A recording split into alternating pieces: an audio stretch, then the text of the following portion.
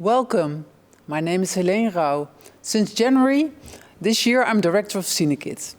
It's a great honor and a true challenge to lead this landmark international children's film festival. My time as director has been surreal. Within weeks, just after the Berlinale, the world has changed completely. A roller coaster ride which brought new insights and demanded a great deal of flexibility of all of us. And here we are, still uncertain times, but our festival has started. Cinekid playfully offers children access to global perspectives and new forms of creativity and storytelling from the best makers of the whole world. We are opening our festival heart online this year. Our program can be experienced by all children from their own homes through Cinekid Play. Kids can explore this imaginary universe, discovering planets with themes that overlap with their own experiences, full of films, workshops, and interactives. And there's more. During the autumn holiday, we organized 10 festivals throughout the country in children's own neighborhoods, with daily live streams of film premieres, workshops, and much, much more. More children will be reached by Cinekid than ever before. And then there's you. So many professionals from all over the world enlisted to our festival this year. We are thrilled to have you all here in virtual Cinekid for Professionals. For you, the festival will be entirely online. We'll certainly miss the personal, physical meetings. Nevertheless, we will strive to surprise with an inspiring conference and groundbreaking projects. I'm really excited to reflect to these forever-changing times and the consequences with my guest, Beyer, CEO of the Netherlands Film Fund. Welcome, Bero. It's good to have you here. Thank you, Heleen. For our friends who do not know you, I give a brief introduction. Right. Beyer was the director of the International Film Festival of Rotterdam for the previous 5 years. And beforehand, Bero was consultant at the Netherlands Film Fund. I personally know Bero from a longer time ago when we worked together when he was producer at Augustus Film on the film Paradise Now, the Golden Globe winner from director Hani Abdou Assad. Dear Bero, let's start our conversation. Sure. He also liked that you botched his name, Hani Abou Assad. Hani Abou Assad. Good to have you here. These are really disruptive times, as I just told. How does the film industry adapt to the current situation in the Netherlands? Well, maybe it's interesting to realize that I did IFFR, International Film Festival Rotterdam, for 5 editions. Enjoyed it tremendously. It was a great opportunity, and we were all looking into ways of, as Cinekid is doing and other festivals in the Netherlands and actually the world, to try to adapt to changing landscapes. I was in office at my new job at the Film Fund for literally 8 days before the pandemic broke, and the whole world seemed to change. Actually, what I think we can see is that the world didn't change. All the things that we knew were already being disrupted and might have been a problem or a challenge, at least for our industry, they just came to bear more clearly. Elements like the dependency of all those little domino stones of development, production, financing, realization, guarantees, getting into distribution, making something work, how to make something work, the difference between a theatrical experience and an online experience and how that disrupts our industry completely.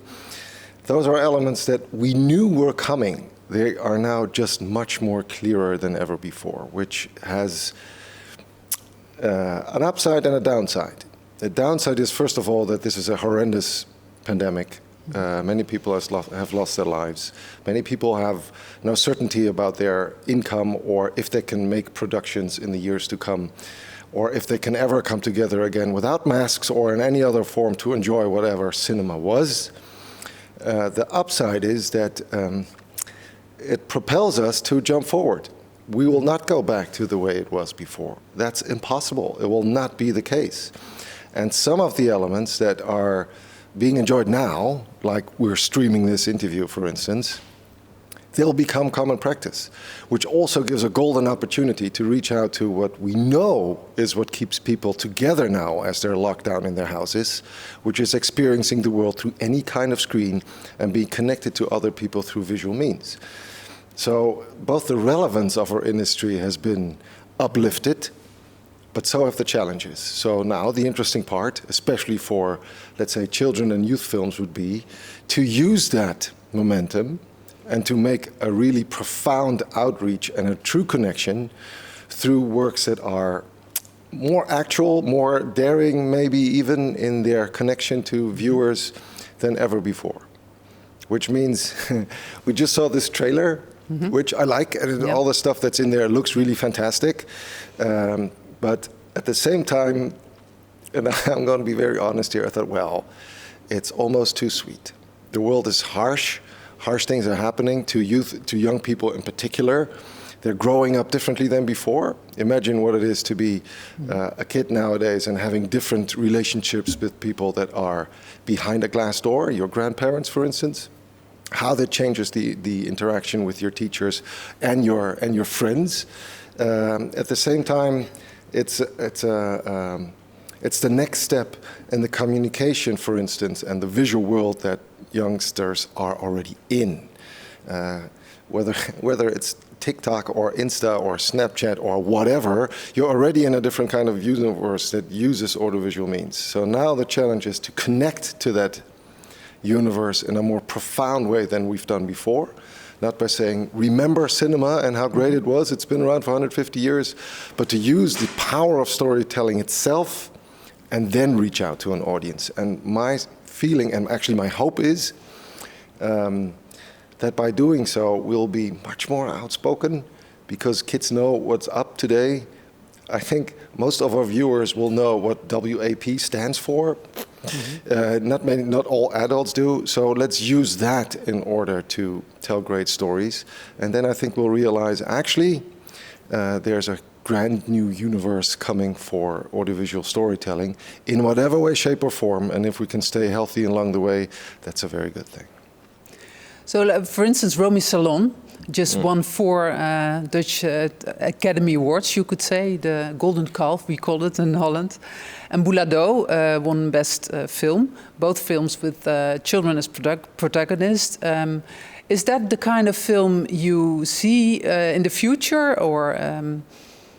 Well, first of all, I'm very happy that these 2 films got so much recognition at the recent award ceremony. I think Boulado, for instance, is a brilliantly performed film. And I don't know if you've seen it yet, if people haven't seen it yet, go out, see it. It's in cinemas right now. It's doing really well. Wear a mask. It's safe. Go watch that film. And I think it's one of those examples where you can maybe, hopefully realize that if youngsters go and see that film, they connect to it way more easily, whereas in the usual seat of, let's say, a film funder, you would say, well, it's almost more a film for adults, which I think is exactly the challenging gray area that we should delve into, realizing that our audiences, if we're speaking about children's films, is much more mature than we ever thought. So yes, there's a big room there to make those kinds of films. But honestly, I think in terms of their outspokenness, they're in some regards still scratching the surface and can go even way deeper in terms of their visual elements of storytelling and let's say boldness in story approach. And specifically for the Netherlands Film Fund, what's your role? Which roles do you see? What is your vision? You just started in a very strange time. Well, to be honest, the last 7 months have been crisis management all the way. So all those domino stones of what happens to get one good film, all of them needed attention. And the coherence between the elements was extremely important to us. So making sure there's a support mechanism financially for films that were hit by the pandemic, for instance, that money goes to those people that are on a set in front or behind the camera without of work, that there's some sort of support mechanism there. Then realizing every film that you're going to make is going to be more expensive, because you're going to need more security measures, you're going to need more time, you're going to need other kinds of imagining relocation. That's a challenge. Then realizing nothing is insured anymore if the pandemics are there. We realized we have to jump into that arena as well, make sure there's a buffer for that. We have to align internationally. So for instance, we're connecting very closely to our Belgian counterparts at the WAF and the Wallonie to come up with structures for insurance and cooperation that are cross-border relevant, because many of the films we support are international co-productions. But there's much more. The visibility aspect is one of the key factors here. Many films have been held back, not just James Bond, many films have held back because people say, hey, well, am I going to put it into cinemas now? Even though that actually works if you look at some of the great films in cinemas now. So we're expecting for 21, it will be an even bigger congestion of titles that have been saved up. They're all going to battle for attention.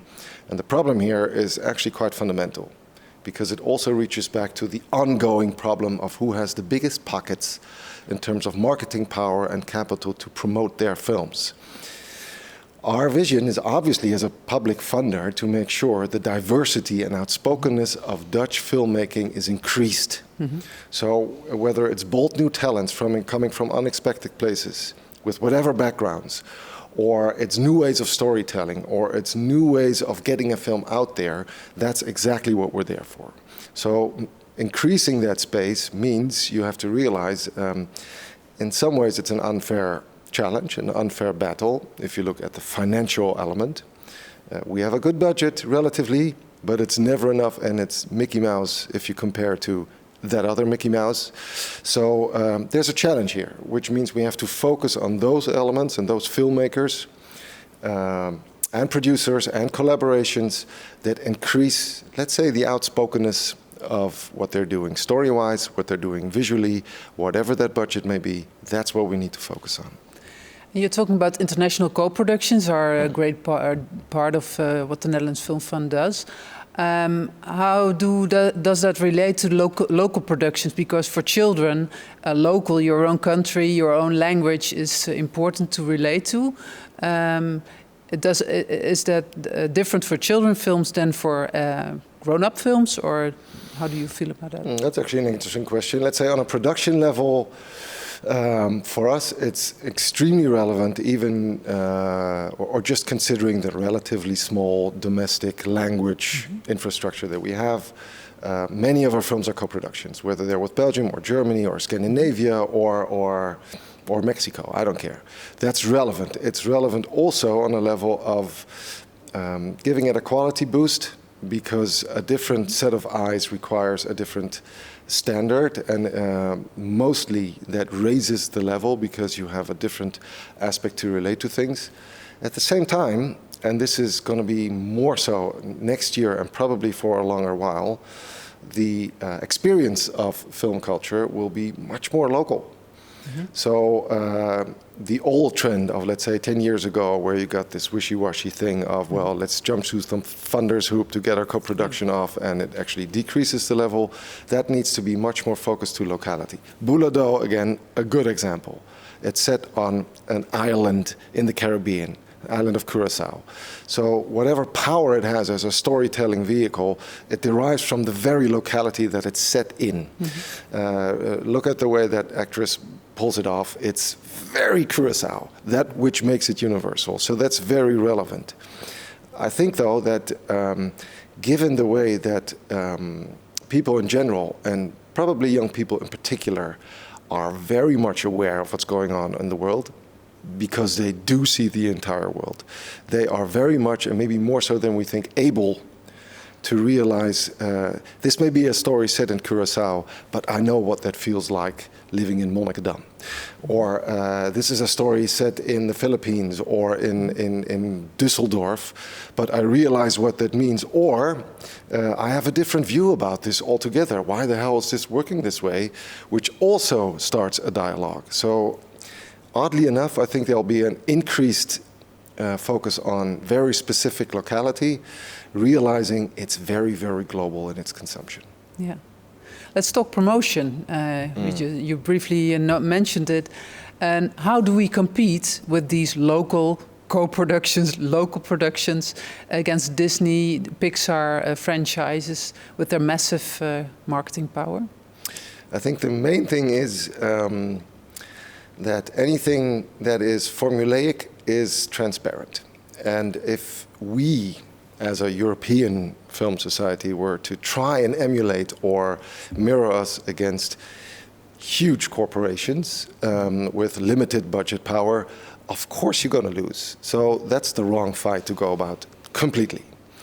The only thing that makes you valuable and it gives you a fighting chance is by being specific, again, by being outspoken and ambitious in your outspokenness. The way that news travels or that media travel and that a story, an idea spreads like a virus actually, can be much more cost effective. All you need to do is define that idea way more clearly and not try to play the game that you cannot lose. There's plenty of examples of this already around. Are you gonna? Would it make sense to have like an Avengers-style European Union? No, of course not. That's ridiculous. But if you have something which is very much outspoken and clear to what it is, it also means that you can be much more clear in your communication and your participation of your designed audience to say, this is you. This is not a figment of someone else's imagination. This is you, maybe even literally. And if you make that connection, the possibilities now are actually way bigger. The problem is, or the challenge is, the bigger studios, they're not stupid at all. This is why they're big studios. So they already know this. We're trailing slightly in this thing because we put our art first and our communication later. That's, I think, a wrong approach. You need to make the communication your art. And by doing so, you'll have a true connection, and anything that's true, is not transparent, will always win. Do you think filmmakers of children's films listen to children? Do they really look at their audience good enough, or should it be something more? I think, well, you mentioned two examples of filmmakers that are very much aware of what's going on and have a very clear understanding of, let's say, the children's psyche. That's credible, that's authentic, and thus it gets recognized. If you were to take, like, I don't know, a psychologist or anthropological standpoint, that's not going to work. You have to be deeper than that. And from everything that I've seen, also in terms of films, but also into what works, you should go beyond taking your audience serious. They can handle way more than you expect. They are much sharper than whatever tool you have in the shed. So challenge that. And if they, for whatever reason, would not understand at that point, that's not actually the point.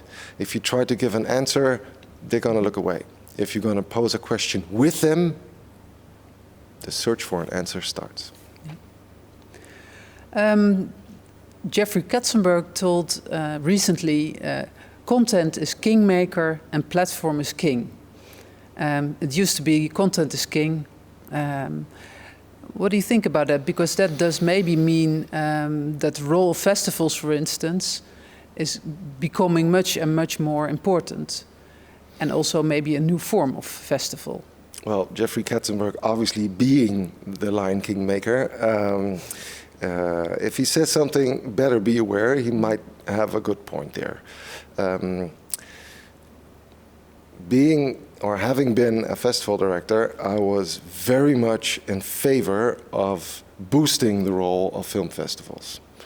Because they are a playground of being a testing ground, a communication space, and being the place where the most outspoken stuff can actually find a place and can be seen and can be discussed, even, or maybe in particular, if they're an experiment or even a failure. You have to challenge the status quo in the most extreme ways to get anything moving. The moment you're on that level that Katzenberg is working, you are realizing how you can combine a compromise into the most cost-effective and economic structure. That's not what film festivals should do. They are, by all standards, I think, the most outspoken platform to say, now let's delve really into something more outspoken. And if you've seen what I've tried to do in Rotterdam, it was mostly to say, well, what makes that place unique? It's being outspoken, so let's double down on that one, rather than going to the middle ground. The middle ground is leading into the swamp, always. And I think and hope that Cinekid has that same opportunity, and that other great festival in the Netherlands, ITVA, that's coming up for documentary, has also that same attitude to say, well, if you're going to raise your voice, this is where you're going to raise your voice. If there's big questions, put them into this festival sphere. This is how you create something new. And it can be, you know, against the grain, but only a dead fish swims with the stream. Yeah. Hybrid festivals are the future? Or are we going back to the physical meetings? Because, I mean, the physical engagement is really important for festivals, but now we can't go back, and we don't want to go back, probably. What's your future vision? Well, actually, that's a very big question, Heleen. Because the obvious answer would be, of course, this is here. It's going to be here to stay. It can only be used as something good to expand the reach of, for instance, Cinekid to many more cities, many more places, virtually go globally, etc. But let's face it, the need for intersocial real connection is bigger than ever. And if you look at some of the statistics relating to the increased use of social media, for instance, and what that does to a grown, and in particular a growing psyche, that's actually quite scary. So there is something about the actual, let's say, physical communication that is key to being human, and we need to do everything humanly and safely possible to restore that connection, hopefully even as we make films or as we make any kind of hybrid production, realize that if without that element, something of humanity is lost. So yes, I'm very positive that of course the hybrid form will be here and will be here to stay and will be grand, etc. But if we lose connection to that human element of being able to look someone in the eye, give them a pat on the shoulder, do a high five or even a hug, something quite profoundly is lost. And even film cannot restore that human connection. Well, fortunately, we opened Cinekid with almost 100 school kids this morning, so that felt really well. It felt really heartwarming to see our audience experience our opening film Calamity, so I totally agree with you. Thank you, Bero. You're welcome. Do you have a message for the professionals who are visiting Cinekid online this year? Yes, which is take the challenge.